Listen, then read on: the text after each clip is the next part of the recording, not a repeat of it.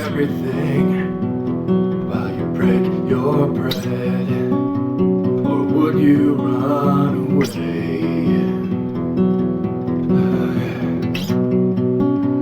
Or would you run away?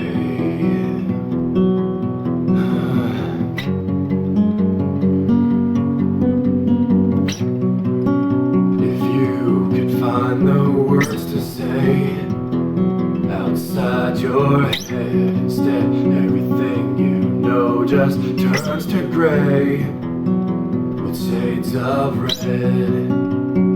Could you fly away?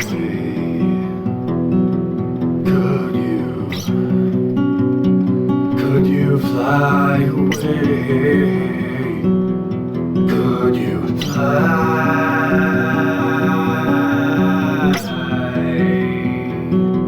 Could you fly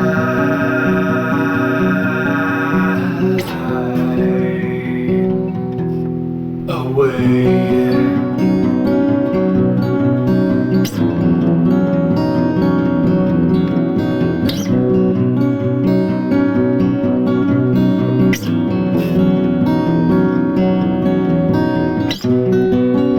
If you could only find a way to stop the rain and all those things that fall down with the pain would turn to haze, would you run away?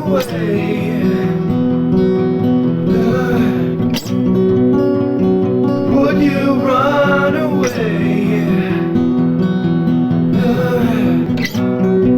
If you only had just one more day in this world of hate, and it all came crashing down, would you kneel, would you pray, would you believe in fate? Could you fly away? Could you fly away? Could you fly?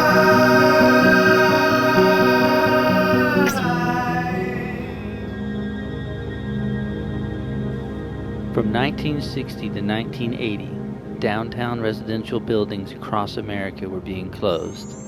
Over 70% of the units lost were from residential hotels that catered largely to the poor. The social impact to come for low-income residents would be dramatic. For the first time since the Great Depression, America in the 80s began to see the homeless population soar. Just as America was beginning to see a rise in homelessness nationwide, the federal government, under the direction of Ronald Reagan, started systematically closing down mental hospitals and cut aid for federally funded community mental health programs. Is it not a coincidence that the homeless population in America soared in the 70s and 80s?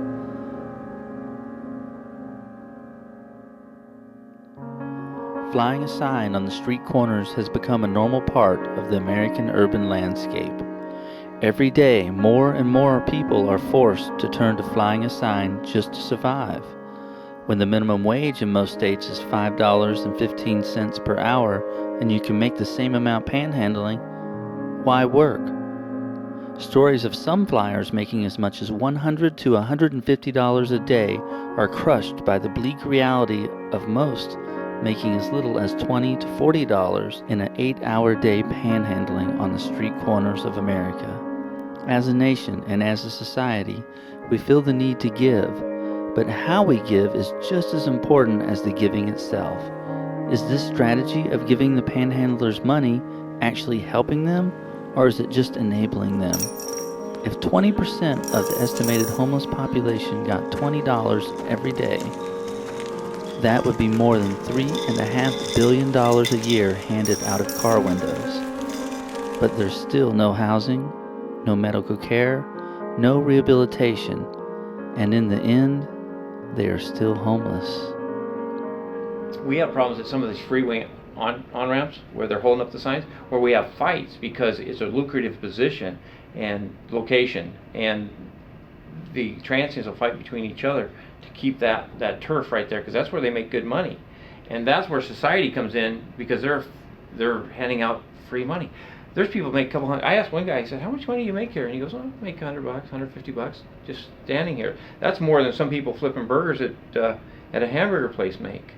So, you know, how do you stop that? How do you change that culture where you go, hey, I can go hold a sign, stand here, do nothing, make $150 today, or I can go flip burgers for $9.95 or whatever it is. A lot of people think that we're out here making hundreds of dollars. It's not the case. If I make $20 from 10 o'clock in the morning till 3 o'clock in the afternoon, I'm happy with that. And a lot of times I might make $6. And there's a whole bunch of us out here doing it. As you can see, there's another guy right there. Do people like swap corners every? We take half-hour turns. If you walk up on the corner and somebody's there and you want to work that corner, we all know each other. You go to them and say, hey, I'll be back in a half an hour. Then you go sit somewhere and wait, then you come back in a half an hour. But if nobody calls it on you, then you can stand there all day if nobody shows up. So you have like rules and stuff. Oh, there's a whole bunch of rules. Absolutely. Yep. What are the other rules? Well, the ramp right here, when the light comes on, when it's metered, this is where you make more money than anywhere else. And in the summertime, there's a 15-minute rule that if you jump out there and it yo-yos and it doesn't back up, you get an extra 15 minutes. But it's a half an hour rule, and you call it. And there'll be 4 or 5 people lined up, and they'll just call it and say, okay, who's next? Well, Bob's after me. Well, Terry's after me. Okay, well, I'm after Terry. So you come back an hour and a half. That's interesting. Yeah, see, that's something I didn't know. It is. I mean, you know, we made all these rules because people were arguing and fighting over the corners, and we just, you know, we want it peaceful and calm and everything else. Yeah. You know what I mean? We don't want to go through all that hassle. So we basically exactly it is. It really is. There's a lot of people just think we're a bunch of idiots standing out here, but we all know each other. Most people out here are very intelligent. That's what I found, and some of them have medical problems, some of them don't, some of them are lazy, some of them aren't. Yeah. And you know, when we make all those rules, it just makes it work a lot better.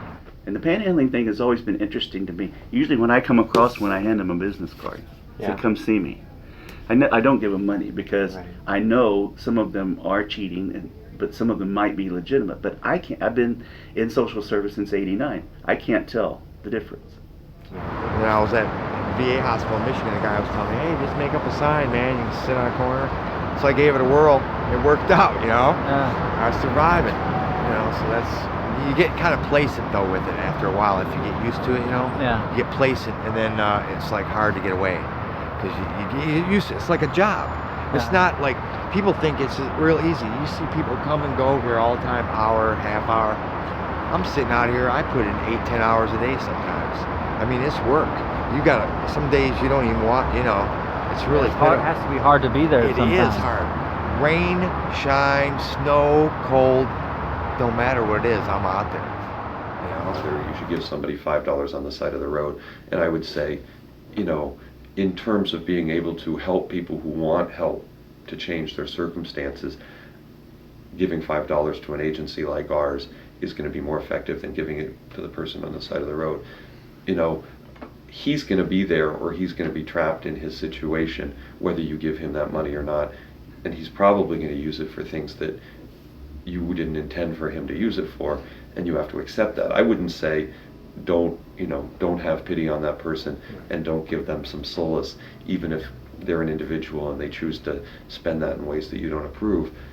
Some days I stand out here 12 hours a day with the sign, and mentally it's hard on you, and you get tired physically too, standing there, walking back and forth. You do get tired. It has to be hard on your knees and legs. Well, and when it's raining and it's cold and the wind's blowing and you're out there for 10, 11 hours and that, you're tired and cold at the end of the night. And when somebody drives by and spits on you or swears at you and says something bad to you, you know, I mean, we're already beat down bad enough. You know, why would you want to hurt anybody anymore? Exactly. You know, I wouldn't want to do that to nobody. I think if a person is moved for whatever reason to give a homeless person who is standing there politely with a sign saying homeless, I could use a few dollars, God bless, or I'm a homeless vet, God bless, because a lot of the sign holders are generally fairly polite about it. They're standing there. You know, if you're moved to give them some money, I think, you know, you go and give them some money. You know, whether you give them $5 to buy a six-pack, really, it doesn't do anything to get them out of their situation, but maybe maybe it is that human contact and involvement that makes a difference to them as well. I mean, you do give them more than the $5 when you give them the money. I don't know, I hate to be judgmental about that. And why I stand out here is so that I don't have to sleep outside anymore because of my health conditions. Having a triple bypass, at my age, I can't survive out here in this cold anymore. It's something that. Do you stay in one of the missions? I stay in motels. No, I stay in a motel. You get your money here, and then I get my money stay here. The people out here help me with money out here, and my money goes to motels. There are people who just simply panhandle because it's an easy way to make money and they're living well. I've read stories of some that were followed home, and they have the raggedy car, but then the Blazer at home, and they're living in a nice house and got nice clothes, and they're making maybe $30-35 a year with no taxes to pay on the whole thing. So there's probably that cheating the system aspect that feeds into it too. There's a real small difference between helping and enabling, and to discern that is a real hard thing to do, especially when the people that we're dealing with on the homeless side and the ones that have the addiction, if they make you feel that if you give me this, then I'm going to be better. But the fact is, when you give a homeless person that is addicted to drugs or alcohol, if you give them cash, well, guess what that cash is going to turn into? It feeds their addiction. So you're not helping them at all, you're enabling them. So the key for me is that if we can keep as much money out of their hands as possible, then that gives them an opportunity to get to the bottom.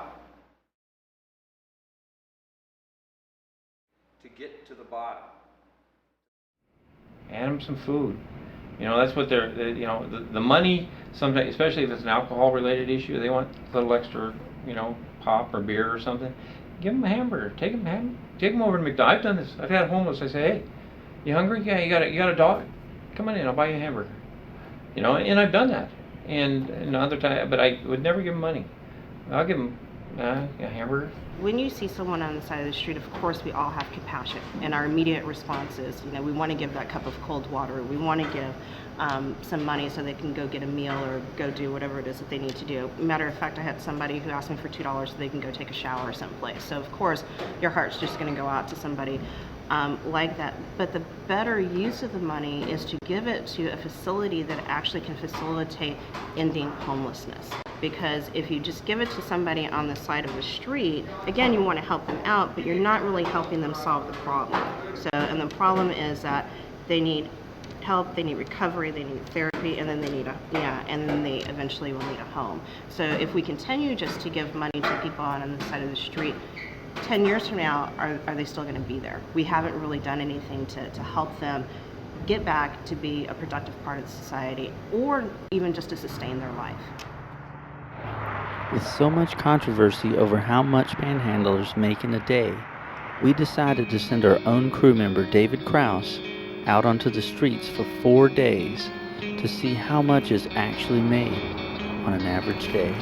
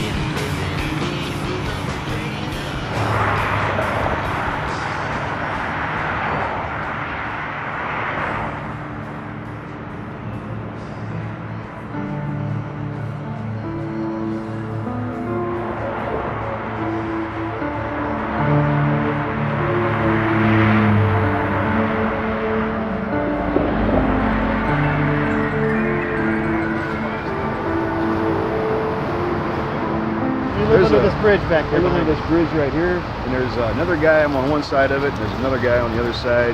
We all take care of each other. We don't steal each other's belongings or anything. Up inside the... Right up underneath on the top.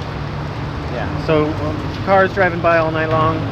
It's kind of loud because you got the freeway right above Right. you, and, but you get used to it. Go down to the left, actually take a right. Close to the stadium, there's a long, real super long hillside. There's, I would imagine there's about 50 in there. It's incredible. It's like a whole little civilization set up in there, man. It's pretty wild. I don't want to sleep under a bridge, but I almost rather sleep under a bridge than start drinking again. It feels like an earthquake. You feel the whole ground shaking underneath. You're up on the freeway, or you're I'm down on 40th Street, up on 40th.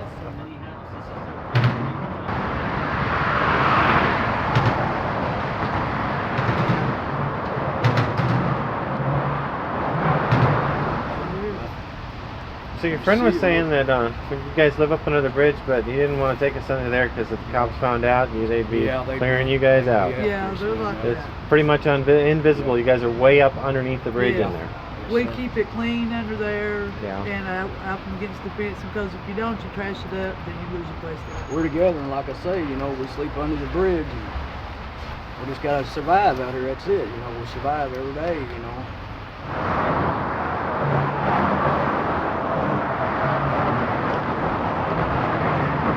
How come someone live right here?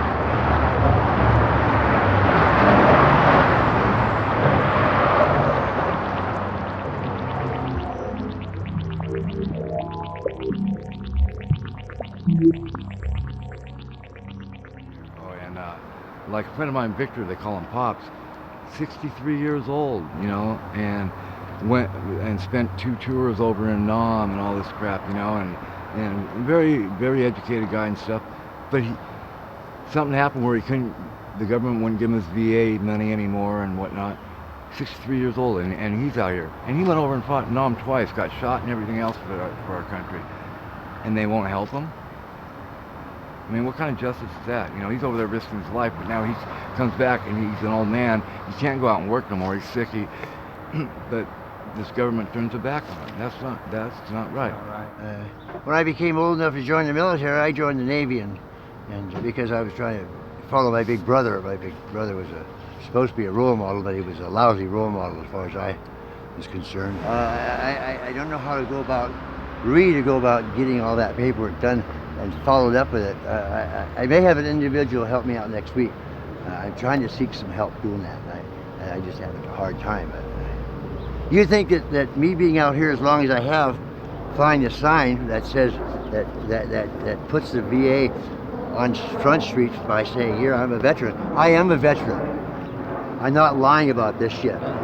Some people may think, oh, maybe that guy's just lying, you know. Maybe he's bullshitting. I'm not lying, see. I am a veteran. I went out there and fought. Is there anything else? And you think by them recognizing that one or two of those guys from an office would grab me off the street and say, hey, what's your name, man? And they'd say, come on, you know, let's give you a hand. And when it's cold out here, and when it's really a cold winter, it's pretty miserable. Especially for somebody my age, it's difficult. It's really difficult to be able to handle, especially when you're in a state of depression, because it makes me want to just climb that bridge and jump off sometimes. That's how bad it gets.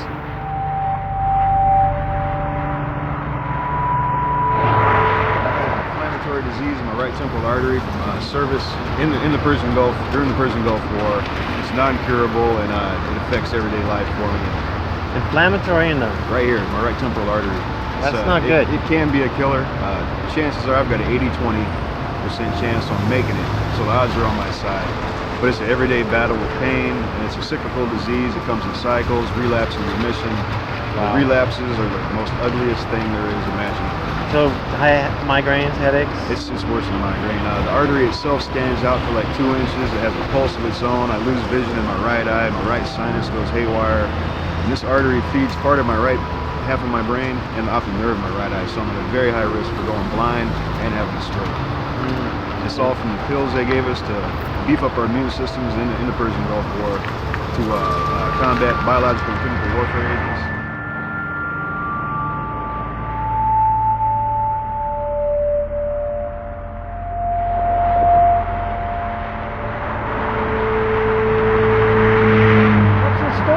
you become homeless? What situation?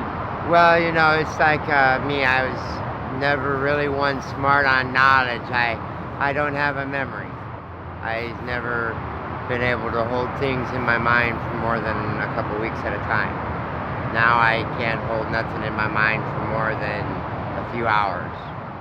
Where did you come from? I came up here from down in Santa Cruz, California. Santa Cruz. Were you homeless down there as well? Yeah. For how many years? Well, I was only down there about a year and a half. So you've only been homeless like for No, I've been 2 homeless years, or? since I was primarily the age of 18. I'm holy, and it sucks to be holy in the USA because they don't smile on me like the Father. Yeah, and see, it's starting to rain now. Why? One, the Father really doesn't want me spreading my word. The Father always wants you spreading His word. No, the Father doesn't want me talking to you right now.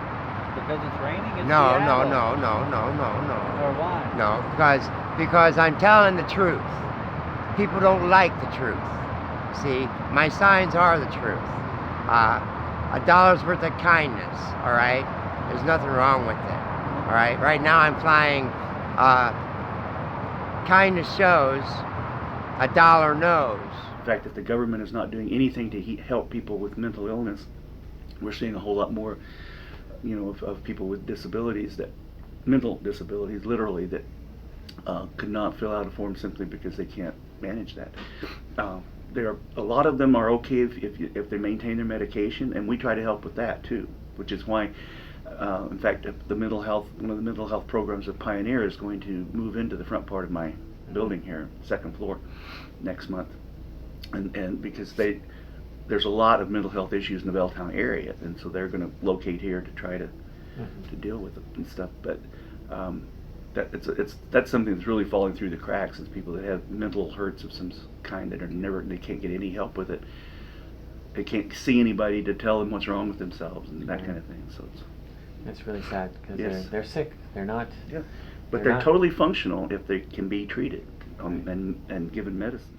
I got wisdom in me that knows I don't need to be like this, but I don't have the minds that to remember the places that take care of that.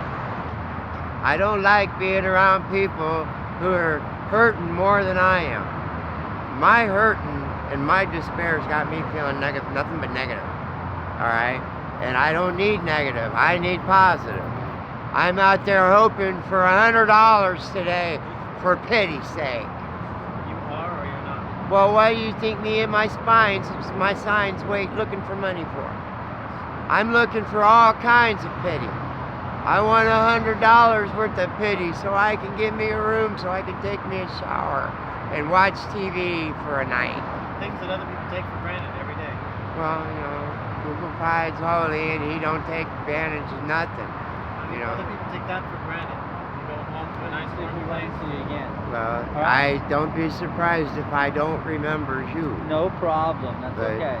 I'm Jerry the Bear. You know. We do have an obligation to treat our ill, including the mentally ill, and that it's not. There is no part in the society to cut that population loose. That's not what we're put here to do. I'm disabled and I'm depressed, but I've passed several apprenticeships. I got a driver's license, and you know, I could get a job. Every time I get a job, I end up losing it because I get depressed. I don't know. Just hard to get out of bed in the morning? No, I get feeling better for a while, and then I get depressed, and I end up quitting my job or whatever. Some type of counseling service? I don't know. It seems like I get so depressed that I depress the people around me. And there are a lot of people who we basically cut loose and are not treating. And you know, if you think of it, I don't know anybody who chooses to be mentally ill. Right. You know, if you really talk about turning your back on someone who has done nothing to deserve what they're struggling with, that's a population, and yet we do. Mental capacity is a huge issue when it comes to the homeless. We have a lot of guys that come here who are bipolar or have manic depressive issues, depression. both symptomatic and caused by their environment. The resources are already being spent, and the example I give you is that it costs almost $300 a night to house a mentally ill prisoner in the King County Jail. And the King County Jail is the second largest mental institution in the state of Washington. There's a lot of money being spent housing homeless people in really expensive ways instead of housing them in the lesser expensive supportive housing. I was watching Frontline the other day, and they had an article about the jails, the criminal justice system, and how 500,000 chronically mentally ill people are in the criminal justice system versus 50,000 who are in state hospitals, and how it's become the warehouse for the homeless, chronically mentally ill, and it's just not set up for that, and it's hugely expensive. So you're right, if somebody were really forward thinking, they would understand that it's far more effective. But I think that part of that is simply the inefficiency in our government, in the sense that the city would have to, some entity would have to pay for those services out of its own pocket versus the cost that they cost society. If they're not served, it's spread between a number of different people, and so there isn't that same motivation, I don't think. At least that's the way it occurs to me. The city would have to come up with millions of dollars to serve these people, but it really doesn't cost the city millions of dollars. It costs the society 10 times that amount, but there isn't any single entity that feels that pressure so directly. So you take somebody exiting the jail to homelessness, if they have no place to go, they end up bunking with the guy who's in the cell next to them, and they end up being back in jail within a few months. You find them housing, you find the recidivism rate goes down. Yeah, that's the thing with the jail thing being a reoccurring thing. They're not going to, they get out, they find that people aren't going to hire, mostly because they have the record. They can't get a foot in somewhere to get a chance, so they reoffend so they can go back and have 3 meals a day and a bed. Yeah. And that's sad that you feel like you have to do that just to be able to. Our situation with ex-offenders is all or none, and right now we're none. There are over 500,000 people suffering from chronic mental illness in the criminal justice system. At $300 a day, that's a cost of more than $54 billion a year. The resources are already being spent.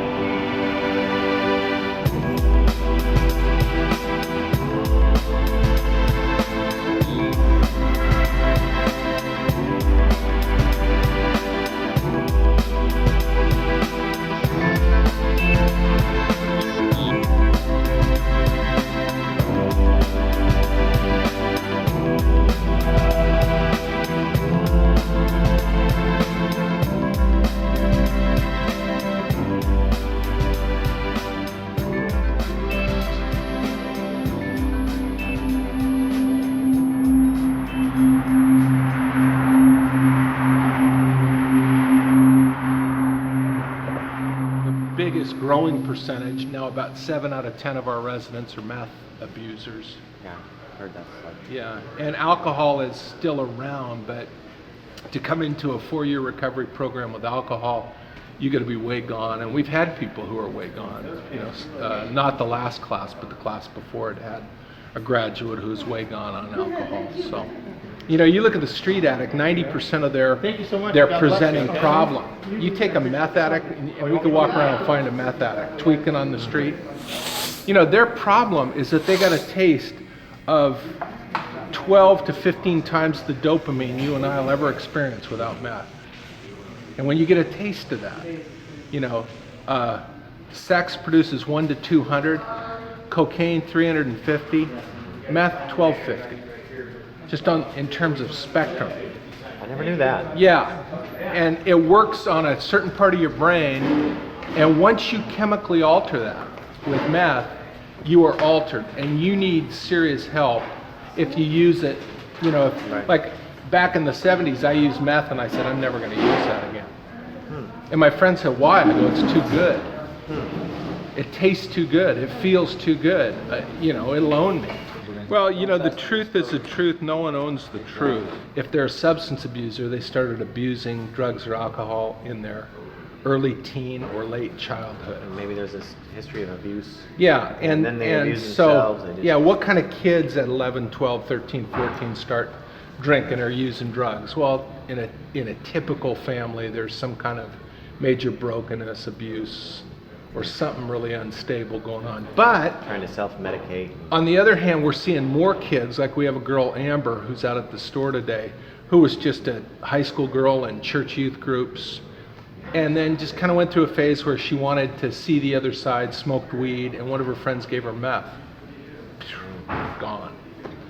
Acute meth use, short-term meth use, your dopamine goes up. When you go up on this meth high, and again, it's 10 to 20 times what the rush of sex.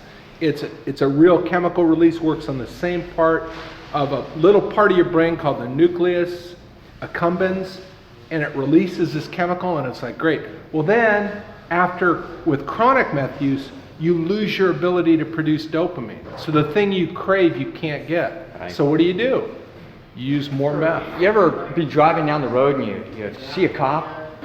Yeah. And you get this adrenaline rush because you're going too fast? Or nearly get into a wreck with the crew on sometimes people do dangerous things because they get this rush out of it. Right. They jump out of an airplane or do crazy things because it gives you a rush. Rock climbing. There's this natural drug that is released inside of you that your body produces to give you that feeling. And that's what methamphetamines does, is simulate that. You know, and sometimes people find themselves in a situation where they're as high as they can get on methamphetamines. They got to do something more.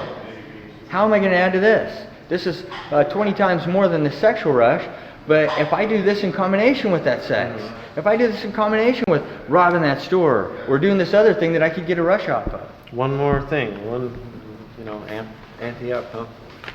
So wow. So that's what that's sometimes what leads people to the next extreme. You know, but I am really thankful for the Union Gospel Mission. There's no way that that I could have really done it on my own. I tried many times to do it on my own. People say, the trouble starts in the city. When I read the book, Trouble Started in the Garden. It was out in the country that, and meth kind of proves that. Meth comes from the country into the city, not the other way around.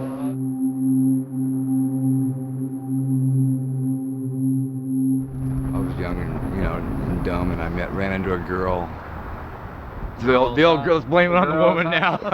But yeah, I met this girl, and I back then I just I drink beer and stuff, but she kind of talked. I was drinking, and she talked me into trying out some heroin one night, and that's what happened to me. And are you still on the heroin? No, or did no, you kick that? I kicked that. But once you get so far down the hole, unless someone's willing to reach out with a helping hand, it's almost impossible to get out of there.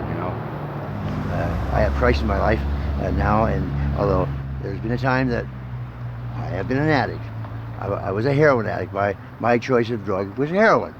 I was a heroin addict for 30 years. My family never knew about that.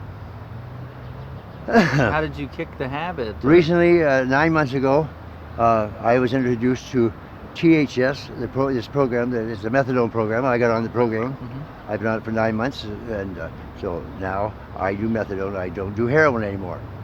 And I'm very grateful because if I wouldn't have been introduced to that program, I'm afraid I wouldn't be alive today.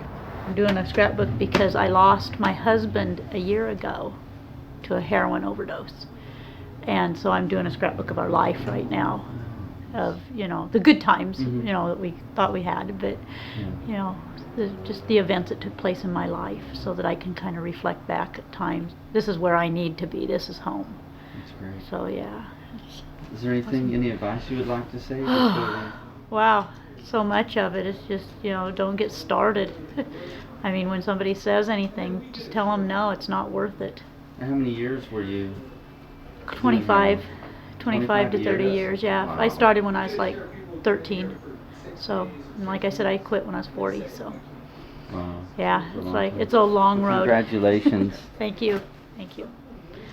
They should have a lot more drug rehabs and stuff available than they do. And I don't think you should have to go through all this bureaucratic bull crap to get into them. You know what I'm saying? If you need help, you need If you help. need help, you need help. And if a guy comes to you and says, I want help, why do you have to jump through all these hoops to get the help? He's right there. You know, he's already beat down enough, you know.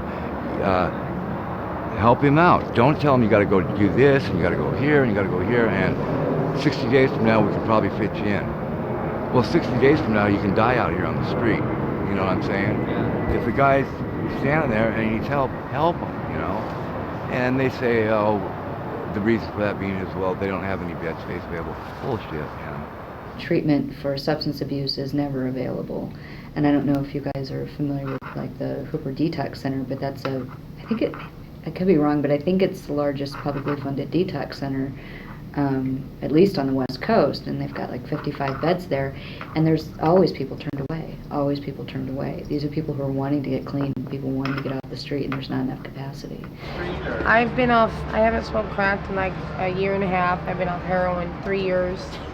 Are you on a methadone program? No, I'm on buprenorphine. You know what that is? Buprenorphine, it's a study at UW. It takes the place of methadone or heroin. Yeah, I'm on that study, and it keeps me well. That's all I want, you know. Yeah, that's pretty. What'd you say, Bob? Looks like she's buying a $5 rock there. I haven't smoked crack in like a year and a half. I mean, on the telephone, that's just. talking to Home Plaza.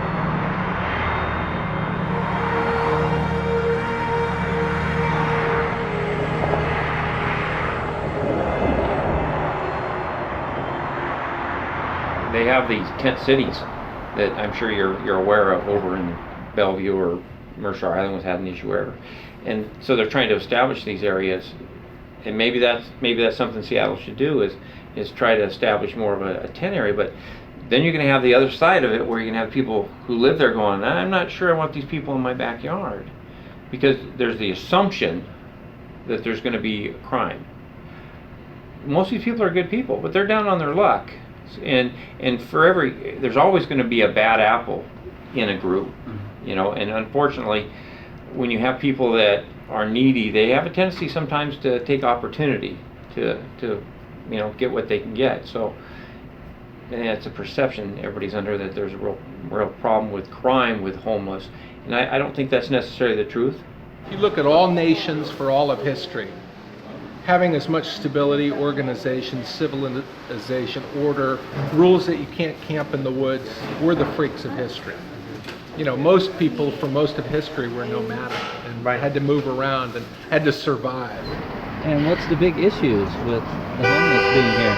Well, the biggest thing I hear is they're afraid, neighbors here are afraid for their safety, although past reports for other tent cities have proven that crime rate has not gone up, and Tent City has its own security tent and people check in and out, and I think these people are ignorant as to the entire problem, which is homelessness.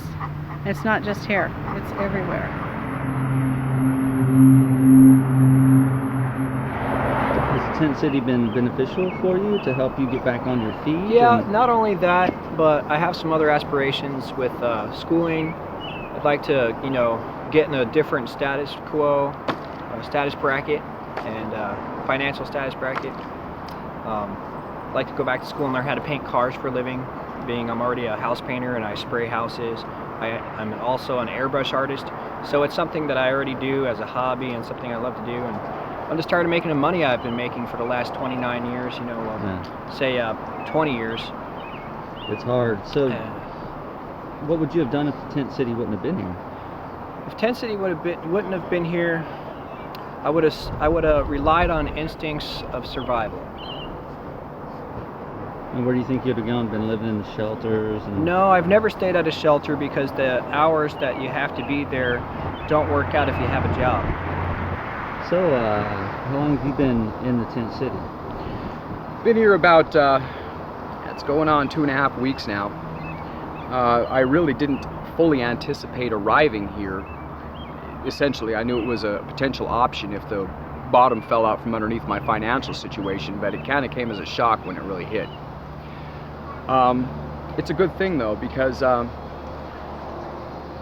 it's opened my eyes a little bit more and broadened my horizons and my understanding of people and the demographics in our society. If you look at this long enough, you see that the people who were at the bottom, you know, they have kind of a little bit of a roller coaster and an up and down kind of sense kind of thing. But by and large, if you're born into that strata, you're really not going to ever get out of it, and they feel that. You know, people just don't want you when you're homeless. It doesn't matter whether you're educated, whether you're a professional, a skilled craftsman, whether you're a person of high moral character or ethics, doesn't mean anything. Once you're homeless, you're considered to be deficient in some way, inferior or lesser than. Number one, you know, the people that you were talking about that just passes by, a lot of these people work hard to go to college, you know, and I'm sure they worked. Who knows what obstacles they had to climb to get where they're at. You know, Lord knows I wish I had the same opportunities that some of these people had, but I didn't, you know, and along the way, not only I didn't have the opportunities, I made a lot of bad choices, you know, so I'm actually climbing up, you know. I mean, I'm doing it slowly but surely, but, you know, it's going to take a while. I just like to say that we're all human beings and we just want to be recognized as such who are trying to find a way out of this situation. You know, more than anything, we want to be able to just walk down the street, know that we've got money in our pocket and same opportunities everybody else does. It's very simple. You know, we just want out of this situation. When I was in New York City, if somebody told me that they were hungry, I would never give them money. What I would do is I would ask them, are you really hungry? And they would say, yes. Okay, let's go to McDonald's. I'll buy it for you. Yeah. You know, in other words, I didn't give that person money. I gave them an opportunity. People really want to help, you know, create opportunities. You might need to use your money to create the opportunities, but create opportunities. I always heard the same type of stigma being voiced by people in our society throughout, that homeless people have to be one of the what I call the big five misconceptions. They're either lazy, which is probably the easiest or most obvious conclusion for most people. They're mentally ill, drug addicted, alcoholic, or a criminal. People are more prone to help someone that they can help temporarily as long-term for the rest of their life. As we know we do with our elders, when it comes time to take care of them, we get rid of them so that, you know, they'll only be around temporarily and put them in a retirement center instead of taking care of them ourselves. I've seen a lot of people come together and help the homeless. I've seen people that were homeless get on their feet and help the homeless, and the community really does care. And a lot of people think that people don't care anymore, and I want to tell people that people really do care, and that you know, come together.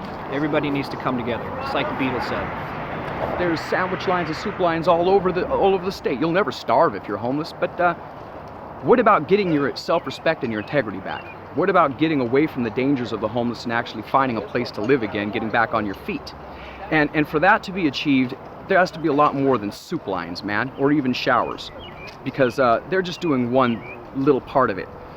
In politics, God knows the Democrats and Republicans are at each other's throats, but if the number of homelessness, particularly born American citizens, indigenous natives to this country, are just rejected and outright left to die or abandoned, and those numbers keep growing and growing and growing and growing in all of our cities, then we have a major, serious problem that will become a threat for all of us, and all of us will pay the consequences.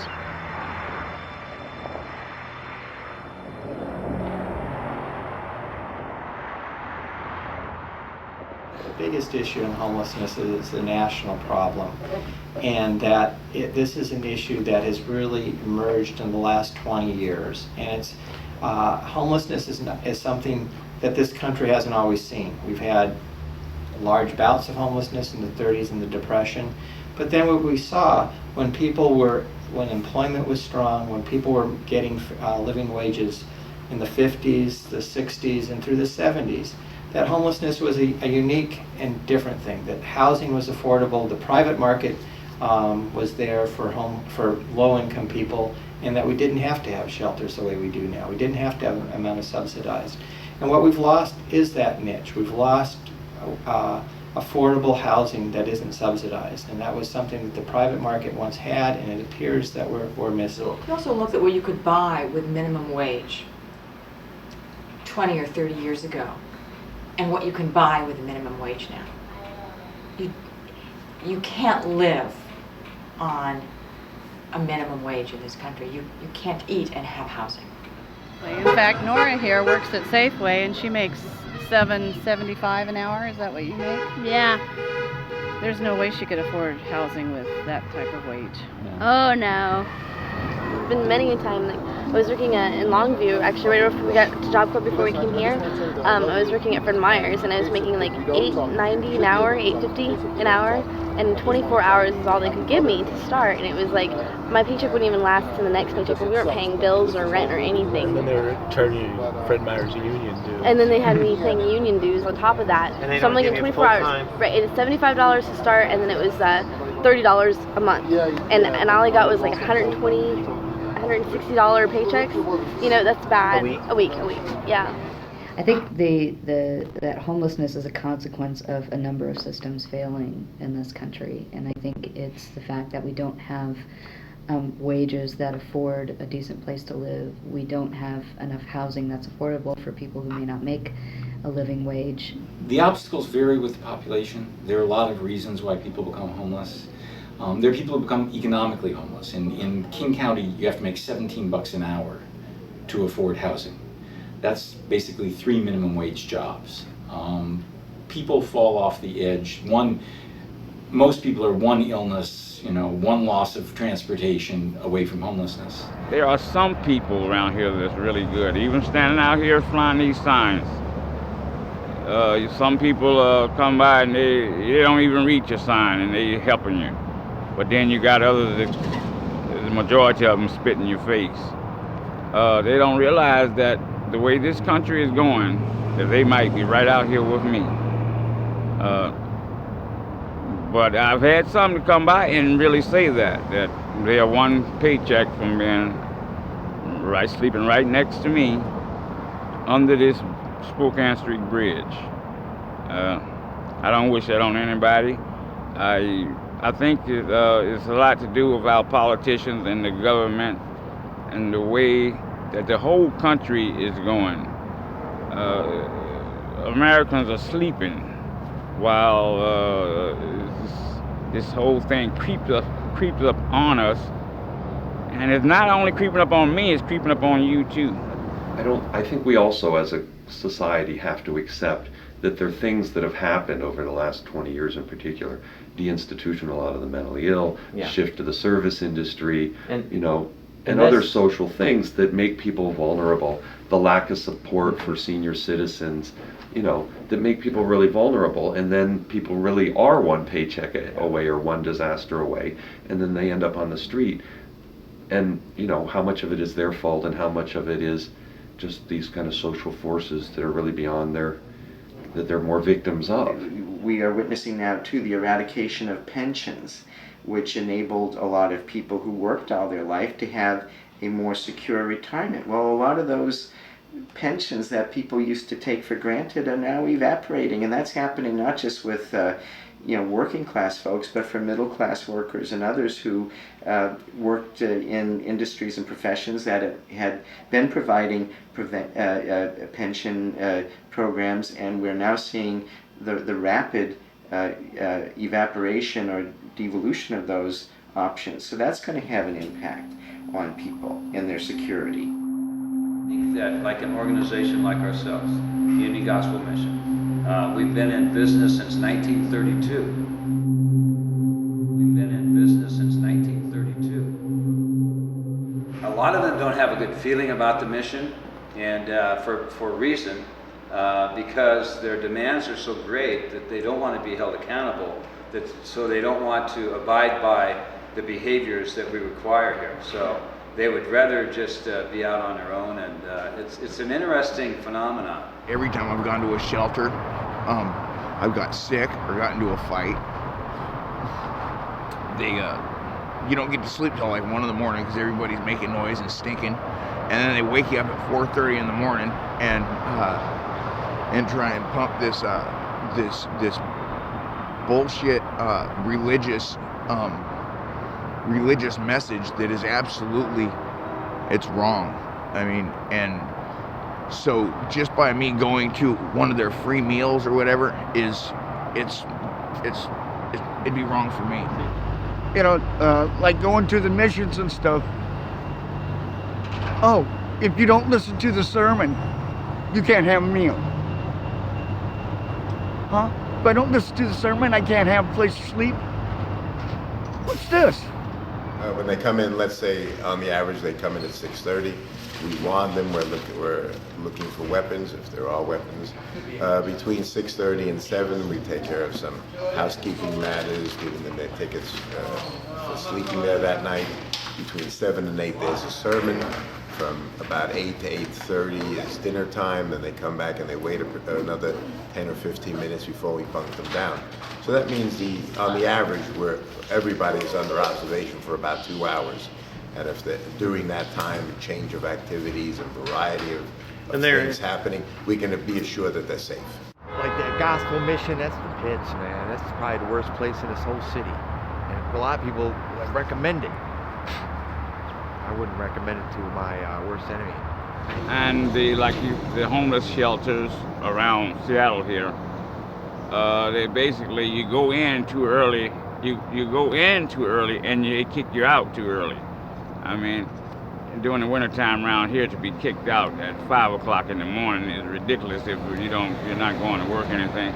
So you're basically on the street from 5, you're out in the rain any kind of way you go. Most of the time, you have to be there by 6 in the evening, you listen to the sermon, and then they kick you out at 5 or 6 o'clock in the morning. And where do you go from there? That's, we go out, have to do what we got to do. Try to make money, or this, that, and then you got to come back and do it all over again. On the average, lights are off by 9 o'clock. And we will wake people up at 5 o'clock, so that means they do have 7 hours, a chance to have 7 hours sleep.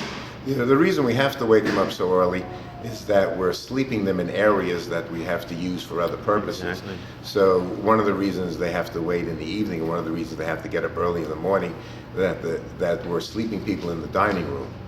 And so we have to wake them up early enough so we can mop the floors, put down the tables, and be ready to start using the dining room by 6 o'clock.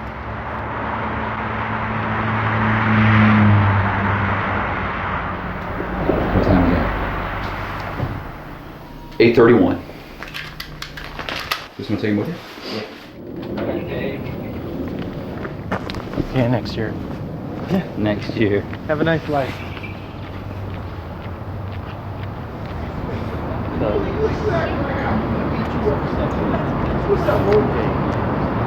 Where? To the Morrison, right down, DESE, right down here.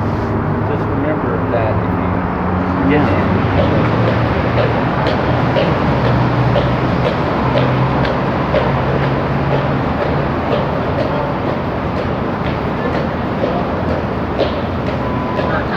Can we get a place to stay here tonight?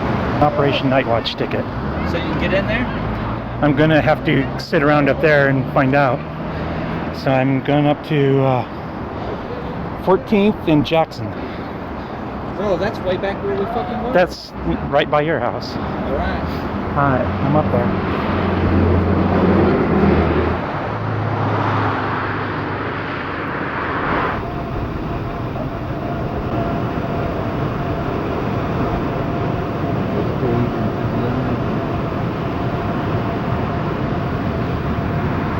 Yo, David, what happened, my man? I went to the desk, waited in line. They gave me a bus ticket, another ticket I have to show them tomorrow when I show up. So oh, you got on the other tape anyway? The other tape. And then they gave me a voucher of where to go, which is at 2015 3rd Avenue between Virginia and Lenora. Catch 36 bus on Jackson, and they gave me a bus ticket. Okay, you've got a place, you think? Huh? Got a place. Sure. I got in Odwalla, and then had some pasta salad, and they were out of casserole because they were just cleaning up the kitchen. And you've already eaten. And I ate. My goodness. That's much easier than, I don't know, it's pretty... Easier than whipping up a meal at the house.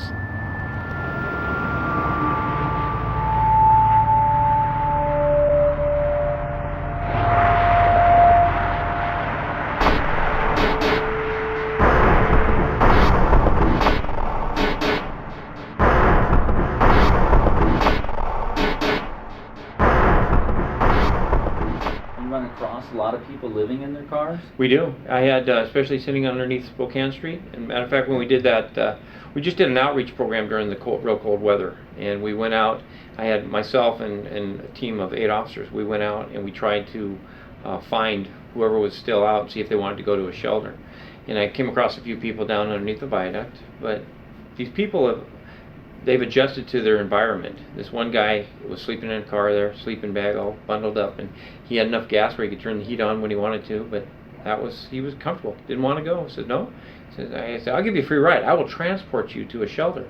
And he said, no, I have everything I need right here. And he goes, I'll just stay here. I turn on the car every once in a while, run the engine. I got a nice sleeping bag. I'm comfortable. And, it's his choice. So how long have you been living homeless in vehicles and stuff now? I've been doing it around here since about 1991, on and off. Like, I've got 8 cars now, and 3 of them don't move, so I still need to fix that. The other ones all do. My thing is I just like to get them running and moving so I can, keep them moving, so the police, because if you don't move the car out here every 3 days, they give you a ticket. Yeah, you have to move them within 70 yards. You have to move them with a mile. So go around within a mile. You have to drive around the block and come back, basically. And a lot of times we won't deal with those issues unless we receive a complaint. And a lot of this stuff we won't address because we don't have the staffing to deal with it unless we receive a complaint about a camp going here or a camp going there. And we have partnerships with WASDOT and SDOT, Seattle Department of Transportation, Washington Department of Transportation, and we work with them to clean up these camps. But it's like, say, if we could get these people out of these camps, we could save some money on cleanup, because I know it's quite expensive. They leave them abandoned eventually. They'll just walk off, and then the taxpayer has to, pick up the tab to tow the car or do whatever. And some of that stuff has a lot of debris in it that the tow companies now don't want to deal with. So they're refusing to take the cars because they realize they can't get any money out of it. So it's another issue. So what do you do in a situation like that when nobody wants to pick up the car? Well, we have contracts with tow companies. They have no choice, but they would prefer not to. And then a lot of times it'll be a biohazard type stuff. They'll have, because the people have lived there so long, it's really somewhat disgusting in there, and somebody has to go in there and clean it up, and that's quite expensive too. I do mechanic work. I have a friend who's a mechanic who lives in the car too. I do mechanic work all up and down here. I had the parking enforcement come by one day, and they said that the city of Seattle owns this. No, they don't. God owns it. So I'm not playing this game of who's what and who's doing who. But what the whole deal is I told that parking enforcement guy, go back to your city and tell those people that they're charging too much for rent. That's why these people are out here. Exactly what it is. So the rent's too high here, so I stay in that motorhome. There's a witness coming with the truth that God's sending here pretty soon to bring the truth out about what's going on. He's coming up against the government. Once was, is no more. Read the Bible, you'll see what it goes on. God tells the truth, he ain't no fool. You can't make a fool of him. Get ready, folks, let me tell you. God's coming with the truth. He ain't playing no games. I like you because you know when it started. You see what's going on. A buddy of mine said that his mom says we're in the end times. We are. So you see what's going on with all this? There's a lot. It's like something else. It's like these self-righteous people. They figure that, oh, we'll do this, but they're not getting away with it. They think that they are, but they're not. God knows what's going on, let me tell you.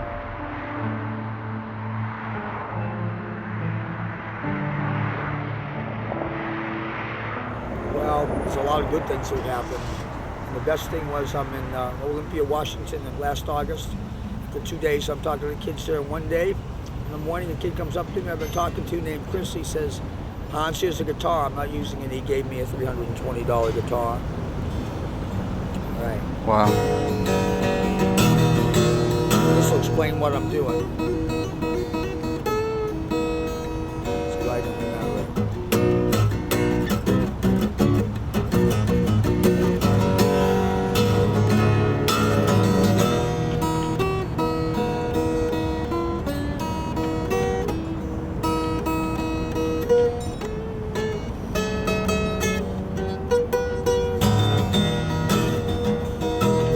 This is from the new album. I'm Hans Morse Roof, and I played with the Shadow Saints. This is Don Quixote 1.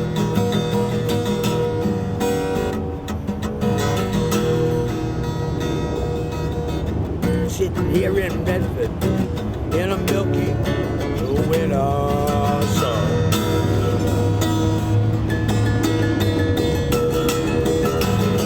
When I know it pays attention to me, I'm a big fellow for a run. I'm a Picasso that never will be hung. I'm just a stand of pearls unstrung. Sancho Panza's off his horses by ball of course. I'm your Don Quixote 1.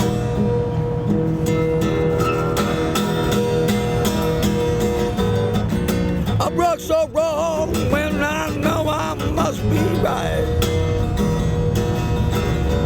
Weak when I must be strong as some Jason day and night.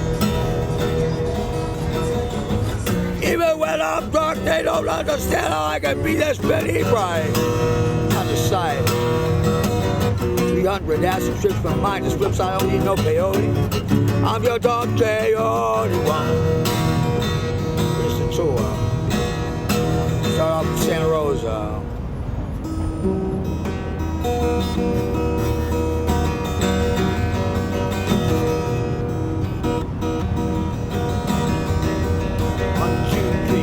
Santa Rosa, Healdsburg, Overdale, Kaya, Arcata, too many dogs, too many hippies, Reading, chicken wings, girl stuck cookies, and money for playing guitar.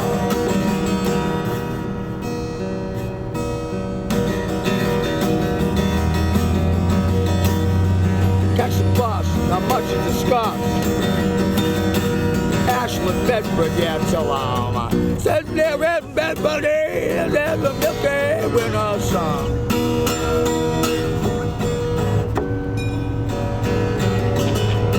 Wonder if I'm gonna ever get straight down and get all these nuts undone.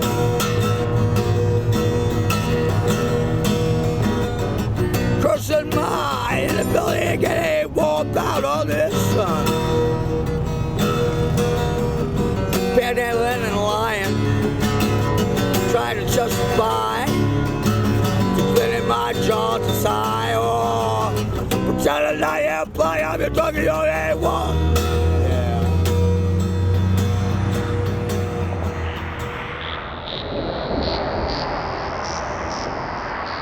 The reason they call them jungles is because it's the green belts, and it's under I-5. There's camps all along the east side of I-5 from all through the city, all that green belt. Any major green belt that they can find to hide, you'll find pockets. You'll find people have started to camp in those, and that's what they do. They hunt out a place where they're going to be left alone. Bob, nothing over there? Nothing there.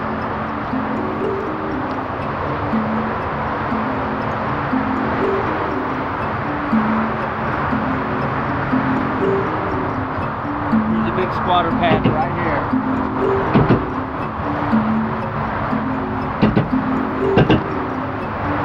This is what people are driving over every day, unaware of what's right underneath them and how many people are sleeping here at night and what's really going on. You drive right by, but you don't see this.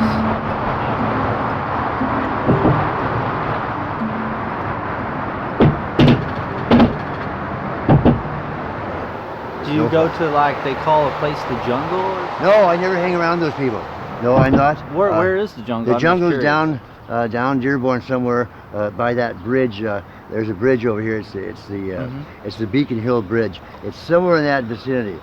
You don't want to go there. It's very dangerous there. There's a lot of criminal activity there. There's a lot of drug activity there. There's a lot of prostitution there. There's just all kinds of those things are happening in there. It's very, very dangerous. When you hear the word of the jungle, it's nothing to go out and seek to look for, because it's no fun. It's very, very dangerous. There's been many murders out there, many people killed over there. It's hell. I heard there's women with kids that live. Oh up in yes, there there's. too. Oh yeah, there is, and they're homeless, and they have no place to go, but they're into the drug scene. In Kinnear Park, they've gone to the extent of almost rappelling down sides of the embankment where it's too steep for people to walk, and digging into the hill and making them little tunnels. Wow.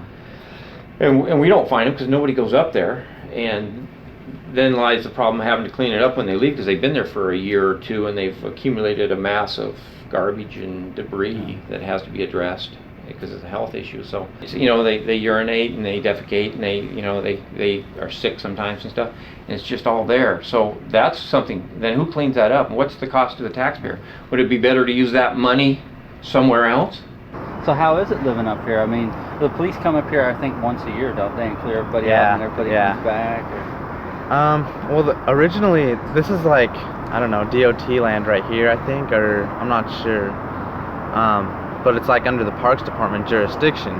And when the Parks Department was cleaning it out, it wasn't too bad because they're, I don't know, cool about it. But then the police come, they'll like slash your tent up and take all your shit. And, wow. Yeah, it sucks.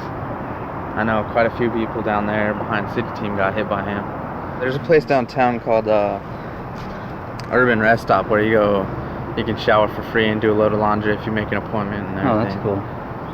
So everybody's pretty nice up here, and yeah, they're really nice, actually. There's the one tent with the first tent, not the one with the patio. There's an old lady there named Marcia, and she's really good rolling cigarettes. She gives them all, cook for you, whatever. She's cool. Oh, that's cool. And yeah, it's like a family up here, kind of. It is kind of.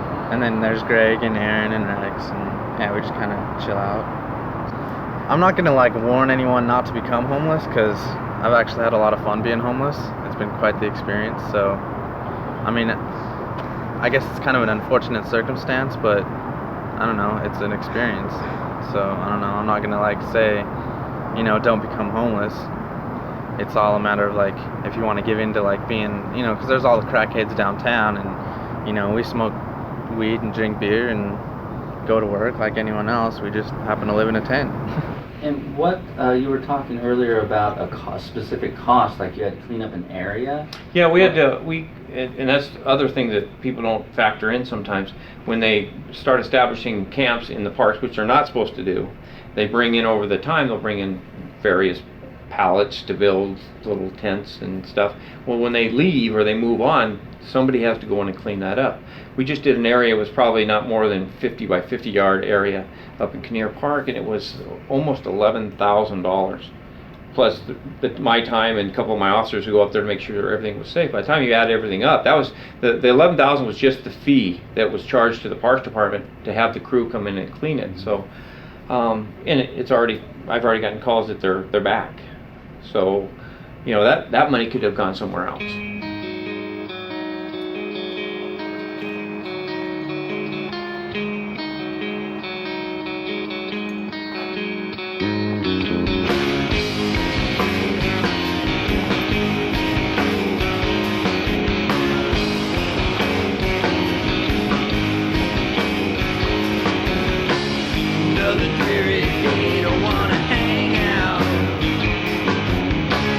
Closing my door, so just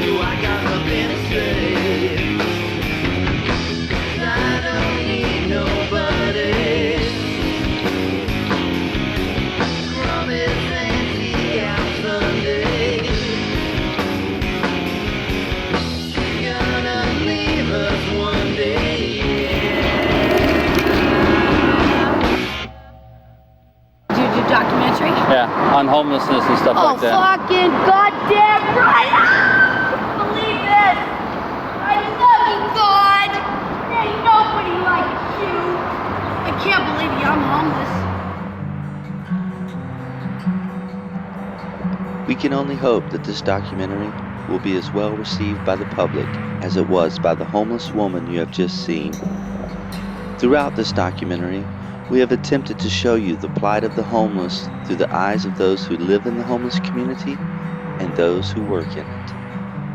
Every organization has their own view of how to end homelessness, while others see no end in sight.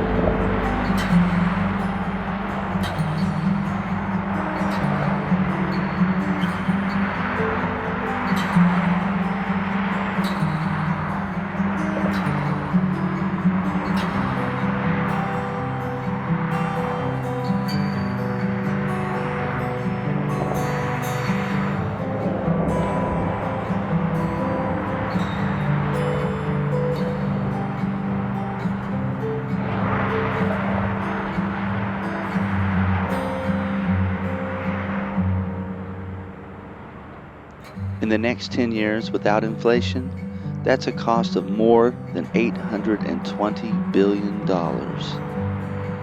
But yet, the numbers of homeless continue to grow. Can we really afford not to take action now? It's up to you to make that choice. Open your eyes. Look at what you see. It's all just a sign of the times. You know, right now I guess it will always exist. It's sort of like the Seattle interstate corridor situation. Many years ago, if the people in charge at Seattle had started to do light rail and tunnels for trains and that kind of thing, to anticipating growth, you wouldn't have the I-5 jam up that you have. But right now, all they can do is widen the road in places where they can, because they were never proactive. They're only reacting now, able to react to the traffic and the growth. So it's the same thing with what should have started back in the 50s or after World War II with people on the street. You know, our government should have adopted that philosophy that the other ones have, and started then with a change of culture.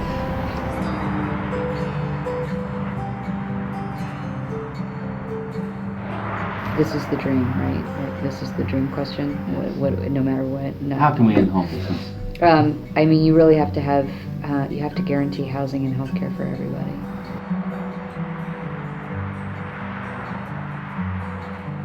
It's that $1 million question. You know, what's the best way to approach this problem? Because there's truly people out there that have mental issues, that have health issues that need to be addressed.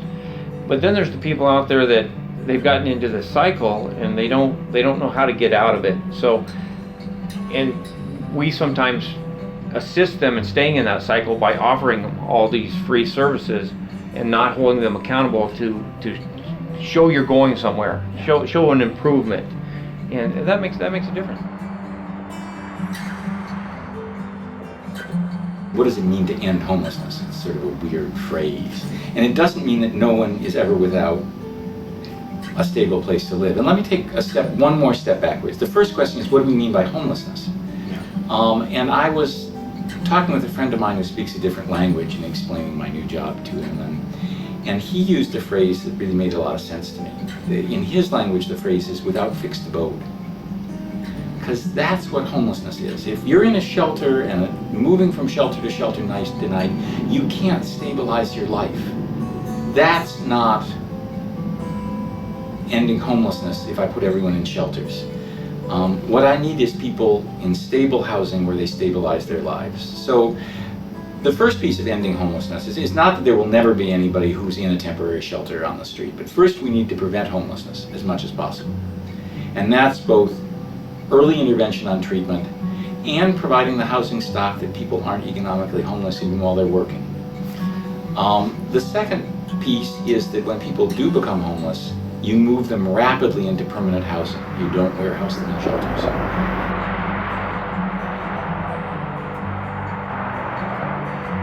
As a social worker who's been involved in working with the poor and the homeless and the marginalized for almost 30 years, I feel that it is way beyond the time to begin addressing the needs of low-income people, homeless people, the working poor. I believe the solution for homelessness is multi-level. I believe that first of all, we need to actually see the homeless people as people. Once we actually identify them as human individuals, then our compassion level will raise. One of the things that would be great if this home could do would be raise awareness on the issue, and for the folks who are housed to just pay attention and not ignore it, and not walk by a person and say, I don't want to make eye contact, don't want to but not pay attention, not just to the person who's asking for money, but the story behind the person, why that person is where he is today. We're all just people.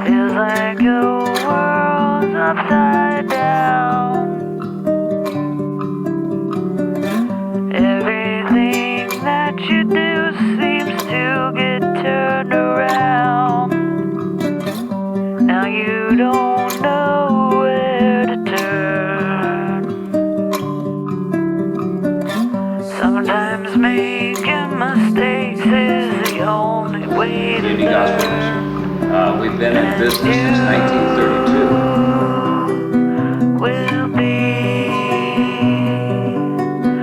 alright.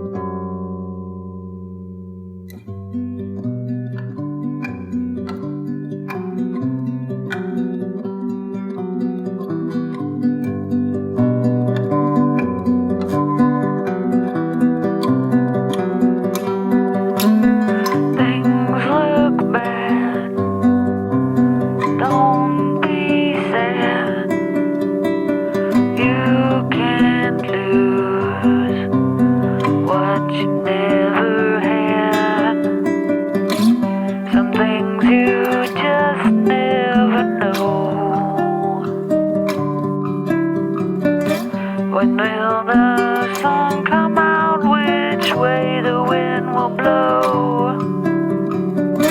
Troubles you don't understand. And still, they have no home, no medical care, no rehabilitation. And in the end, they are still homeless. And you will be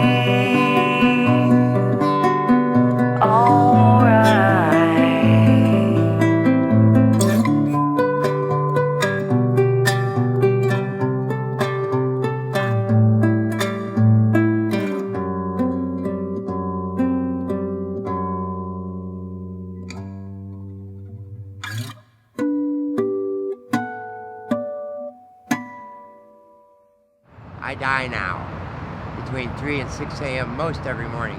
I've got more stress than the body can handle. See, I used to be as big as this fella here, I's nothings now. You know, I go like that and it hurts. And you used to be able to drop a fist and hit me and wouldn't move me. Okay? See, I deteriorate more every time I die. I lose a little ounce more memory. But God, what He has in here, I can't lose. I's got semis that'll blow you away. I's got boats that fly. I got planes that float. Right? I's got everything. I got a boat that floats into the wind. Yeah. Set sail, we're going into the wind. Yeah. It's an emergency vessel. Yeah, I know how to solve the world's problems. You know, I's got touch with everything. Nobody cares.